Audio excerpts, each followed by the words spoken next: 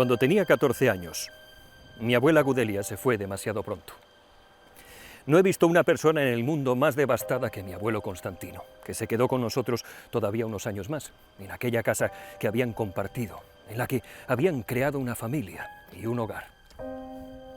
No visité muchas más veces aquella casa porque mi abuela era el pegamento que unía a aquella familia. Era la fuerza de la naturaleza que nos convertía a extraños en familiares. Pero cada vez que la visitaba podía sentir palpable el espíritu de mi abuela en cada rincón. Mi abuelo Tino no había cambiado las figuritas de sitio, no había movido los tapetes, y los cacharros de cocina seguían en el mismo lugar en el que los había puesto mi abuela. Ella era una fuerza de la naturaleza incontestable, y aquella casa un reflejo de su personalidad infatigable y burbujeante. El día que se fue mi abuela, resonaba por aquella casa el llanto inconsolable de mi abuelo, que solo pedía a voz en grito que le dejaran un vestido de mi abuela en una bolsa bien cerrada para poder olerlo, poder verlo, poder sentirla en su presencia fantasmagórica y asfixiante. ¿Cuántas veces mi abuelo habrá sepultado su cara llena de lágrimas en el vestido de mi abuela, en la soledad de aquella casa que toda ella le recordaba a aquella mujer que tanto amó? Y llega ese momento en el que la persona está ausente porque se ha ido o tal vez no volverá, o ausente porque sabes que nunca más podrás tenerla a tu lado. Y te enfrentas a esos rincones en los que vivió y dejó su impronta. Puede ser un leve aroma de su cuerpo, esa esencia espectral que a veces aparece en los rincones más insospechados y otras te abofetea con fuerza. O puede ser, y esto es más doloroso, al enfrentarte a las cosas tal y como las dejó. La ropa doblada de una determinada forma en el armario, los lápices en un bote, los guantes guardados en un cajón a la espera de los días fríos, una fiambrera llena de botones, el sillón donde se quedaba dormida viendo la televisión, las cortinas que una vez eligió, llevó a casa y colgó, las tazas de café en la alacena, cada una con su propia historia y significado, una nota escrita a mano en la nevera recordando algo que ya no es relevante, una planta que solíais cuidar juntos y que ahora depende de ti para seguir viviendo. Las recetas escritas a mano que solía cocinar, todavía en el cajón de la cocina. Las huellas de sus manos en la arcilla, recuerdo de una época creativa. Su lista de reproducción, aún en el sistema de sonido.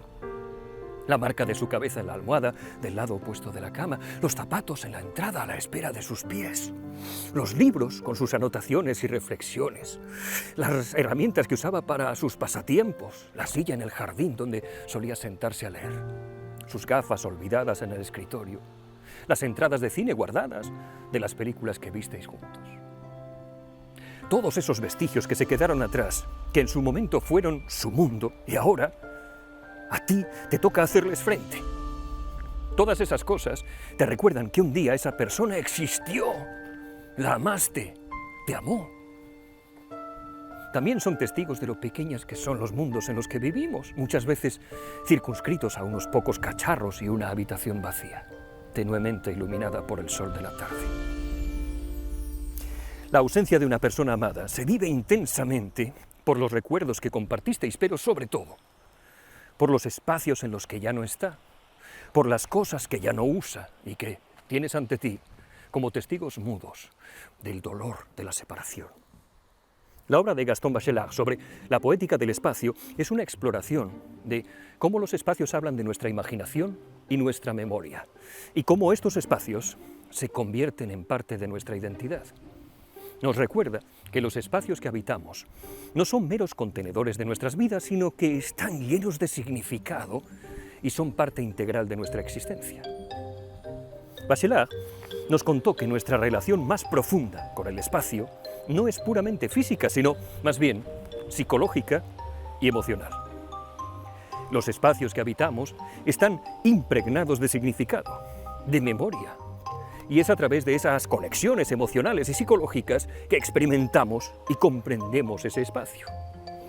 En la poética del espacio, Bachelard nos guía a través de diferentes tipos de espacios: casas, habitaciones, rincones, cajones, sótanos, desvanes, jardines, porches, miradores, cocinas. A través de su análisis, Estos espacios se convierten en más que estructuras físicas. Son receptáculos de la memoria, de la imaginación, del miedo, de la esperanza y de la nostalgia. Por ejemplo, un ático puede representar la nostalgia en la memoria porque es donde a menudo almacenamos objetos del pasado. Por otro lado, un sótano puede representar nuestros miedos a lo desconocido, porque es un lugar oscuro y a menudo inexplorado. Bachelard también habla de la casa soñada como un espacio idealizado que llevamos con nosotros a lo largo de nuestras vidas. Esta casa no existe en el mundo físico, sino en nuestros recuerdos y en nuestros sueños. Es un lugar de confort, de seguridad, y a menudo se basa en los lugares que hemos habitado en nuestra infancia. Imagina entonces, desde la perspectiva de Bachelard, la vieja mecedora en el porche, el jarrón de flores secas sobre la chimenea o el reloj de pared que aún marca el tiempo con su tic-tac incesante. Cada uno de estos objetos es un poema en silencio, un canto a la ausencia y a la presencia simultáneas. La mecedora en el porche, aunque ahora está vacía, se mece con los ecos de las risas y las conversaciones que una vez llenaron el aire. El jarrón de flores secas, aunque sus flores ya no sean frescas, conserva la belleza y la fragilidad de los momentos compartidos. El reloj de la pared, con su tic-tac incesante, marca el paso del tiempo. Pero también recuerda un tiempo que ya no es, un tiempo que persiste solo en la memoria y en el corazón. Estos objetos son portadores de la belleza, de la ternura, de la poesía de los recuerdos. El concepto de amor eterno de Nietzsche es una rica y compleja reflexión sobre el amor y su persistencia en el tiempo. En su obra, Así habló Zaratustra, Nietzsche nos presenta una visión del amor que es infinita, que trasciende los confines del tiempo y de la humanidad. El amor eterno de Nietzsche no es un amor estático, sino que es un perpetuo devenir, un fluir constante. Es la pasión que se renueva y se reinventa a sí misma constantemente. La llama que nunca se apaga.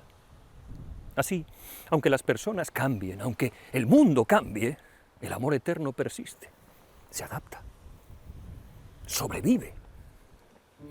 Y ahora, con una sensación de nostalgia dolorosa, imaginemos a dos personas que se aman con este amor eterno de Nietzsche. Han compartido risas y lágrimas, han caminado juntos por la luz y por la oscuridad, han construido recuerdos que se entrelazan como las raíces de dos árboles creciendo juntos. Pero un día, uno de ellos se va. La ausencia de esa persona amada se siente como un abismo, un vacío inmenso que parece imposible de llenar. Sin embargo, en medio de esa ausencia, en medio de esa nostalgia, persiste el amor anclado a los objetos. Cada recuerdo compartido, cada momento pasado juntos, es un testimonio de ese amor eterno. El abrigo colgado en la entrada, la taza de café a medio terminar, el cuaderno de dibujo con trazos a medio hacer. Todos son testamentos de un amor que persiste, un amor que continúa vibrante en las reminiscencias, en el alma. Así, el amor eterno de Nietzsche nos ofrece un consuelo en medio de la nostalgia. Nos dice que, aunque las personas que amamos puedan irse, el amor que compartimos con ellas no desaparece, persiste, perdura, es eterno. Podemos seguir saboreándolo, podemos seguir alimentándonos de él. Y en ese amor eterno encontramos un vínculo indestructible, una conexión que trasciende el tiempo y el espacio, una fuente de fortaleza y de esperanza. Y por fortuna están los objetos de las personas que amamos y que ya no están, para recordarnos ese amor. Julia Kristeva, una filósofa, psicoanalista y escritora franco-búlgara, también nos ha ayudado a comprender por qué los objetos de las personas ausentes nos provocan esa nostalgia a veces asfixiante. Kristeva propone la idea del otro como algo fundamental para la formación de nuestra propia identidad. En el caso de la pérdida de una persona amada, esa persona se convierte en el otro definitivo, alguien que una vez formó parte de nuestra vida y nuestra identidad, pero que ahora está ausente. Desde esa perspectiva, los objetos que esa persona dejó atrás pueden ser vistos como extensiones de esa persona, como partes del otro que se han quedado con nosotros para hacernos compañía. Esos objetos nos recuerdan la identidad de la persona amada, su presencia en nuestra vida y la forma en que su existencia se entrelazaba con la nuestra. Además, esos objetos pueden ser vistos como una forma de lenguaje, una forma de comunicación con el otro que ya no está. Kristeva es conocida por su teoría del semanálisis, que propone que el significado surge de la interacción entre el lenguaje simbólico y el lenguaje semántico. Los objetos que nos recuerdan a la persona amada pueden ser vistos como un lenguaje simbólico, una forma de comunicar y recordar la presencia de esa persona. Por ejemplo, un libro favorito de la persona amada, dejado en la estantería, puede evocar recuerdos de las veces que esa persona lo leyó o habló de él. Un abrigo que solía usar puede traernos recuerdos de su presencia física, de la forma en que se movía y vivía en el mundo. Estos objetos, imbuidos de nostalgia, se convierten en una forma de lenguaje, una forma de mantener una conexión con el otro que ya no está con nosotros. Søren Kierkegaard, el padre del existencialismo, quiso también recordarnos que el amor, incluso en ausencia, es una experiencia profundamente subjetiva y personal que, como tal, debe ser sufrida y vivida plenamente. Imagina entonces, desde la perspectiva de Kierkegaard, el abrigo aún colgado en la entrada, la taza de café a medio terminar, el cuaderno de dibujo con los trazos a medio hacer. No son meros objetos, sino reflejos de la existencia de una persona amada. Cada uno de ellos lleva una huella de la subjetividad de esa persona, una huella que sigue viva a pesar de su ausencia. Estos objetos son recordatorios de la mismidad de quien amaste, de su capacidad para tomar decisiones y dar forma a su propia vida.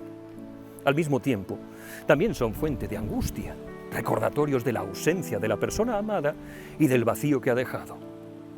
Por eso, esos objetos evocadores tienen la fuerza de traernos de vuelta a las personas que un día quisimos y que ya no están, porque son una inyección de angustia en vena. Pero en la filosofía de Kierkegaard, la angustia no es necesariamente negativa. Puede ser una fuente de autenticidad o de fe. De ese modo, estos objetos y la nostalgia que provocan pueden ser vistos no solo como símbolos de pérdida, sino también como llamados a la autenticidad, como recordatorios de la importancia de vivir de acuerdo con nuestros valores y creencias más profundos. Entonces, ese abrigo colgado en la entrada, la taza de café a medio terminar, el cuaderno de dibujo con los trazos a medio hacer, cada uno de ellos es un símbolo de un amor que persiste en la subjetividad, en la angustia y en la autenticidad. Son recordatorios de la profunda conexión humana que puede perdurar incluso en la ausencia, una conexión que se arraiga en lo más profundo de nuestra existencia individual. Jacques Derrida, el filósofo francés, conocido por su teoría de la deconstrucción, aborda temas de ausencia y presencia de una manera única. Para Derrida, la ausencia y la presencia están intrínsecamente ligadas en un juego constante de significado y respeto. Consideremos desde la perspectiva de Derrida esas gafas descansando sobre la mesa de trabajo, el jardín que ella solía cuidar, o la fotografía familiar todavía colgada en la pared. Esos objetos no son solo recordatorios físicos de la persona amada, son huellas de su ausencia y presencia simultáneas. Las gafas descansando sobre la mesa de trabajo no son solo gafas, son la promesa y el aplazamiento de la mirada de la persona amada, la presencia de su ausencia. El jardín, aunque ya no esté cuidado por sus manos, sigue floreciendo, recordándonos su amor por la naturaleza y su deseo de cultivar la belleza, la importancia que en su presencia tenía esa belleza. La fotografía familiar en la pared, aunque sea una imagen estática, es un recordatorio constante de los momentos compartidos y de las historias que se quedaron por contar. En el pensamiento de Derrida, estos objetos son símbolos y, como todos los símbolos, apuntan más allá de sí mismos. Nos recuerdan a la persona amada, pero también nos hablan de la ausencia, de la pérdida, de lo que no se puede ya recuperar. Y en ese recordar y olvidar, en esa ausencia y presencia, encontramos una forma de amor, un amor que perdura y se transforma, un amor que sigue vivo en la nostalgia, en la memoria, en el corazón. Cuando cumplí 33 años, mamá plantó para mí un roble en nuestra casa familiar. El roble crece con la lentitud y la majestuosidad de los árboles que van a durar una vida entera. Un día mamá se habrá ido, y yo, cuando lo necesite, abrazaré ese árbol, que sabrá de nuestras historias y de lo que nos quisimos. Y en cierto modo, abrazaré a mamá. Cada objeto cuenta una historia, una parte de la vida que compartimos en el pasado. Las fotografías, desgastadas por el paso del tiempo, inmortalizan sonrisas y momentos fugaces de felicidad. Los libros, con sus páginas amarillentas y anotaciones en los márgenes, atesoran los pensamientos y las emociones de aquellos a quienes amé profundamente. Cada prenda de ropa conserva el eco de su presencia, el perfume impregnado en la tela que evoca su presencia cercana. Estos objetos, tan simples, tan cotidianos, se convierten en faros que iluminan el sendero de los recuerdos. Por los motivos que sean, son capaces de transportarnos a un pasado lleno de risas compartidas, abrazos cálidos y conversaciones interminables. Aunque su presencia física se haya desvanecido, el eco de su existencia sigue resonando en cada uno de ellos. Esos objetos que se quedaron atrás nos hablan de la importancia de valorar los momentos vividos y las conexiones que forjamos con quienes un día amamos. A través de estos objetos se pueden revivir instantes de felicidad y reafirmar el amor que una vez compartimos. Aunque la tristeza se entremezcle con la nostalgia, se puede encontrar consuelo en saber que estos objetos continúan siendo testigos mudos de los afectos y que, de alguna forma, mantienen viva la presencia de aquellos que se fueron. En esta danza entre el pasado y el presente es posible encontrar paz y resignación. La nostalgia nos recuerda que el amor trasciende el tiempo y el espacio, que las conexiones verdaderas no se desvanecen con la partida física de aquellos a los que una vez amamos.